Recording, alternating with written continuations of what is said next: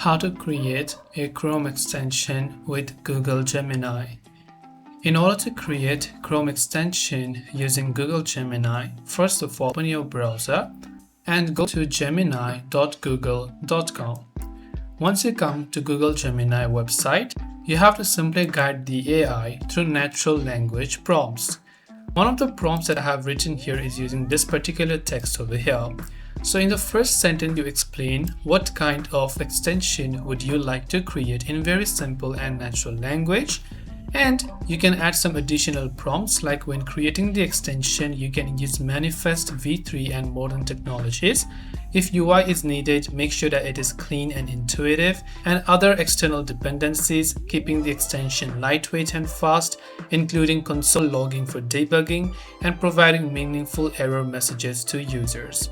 The extension also must not have an icon file, and you can generate each file and make sure to specify the file name the user must use. And once you have this prompt ready, you can simply copy it and you can simply paste it and just guide the AI, and it will automatically guide you through each and every step, every link that you need to create in order to also publish this Google Chrome extension on your Chrome web store, or you can simply import it locally as well.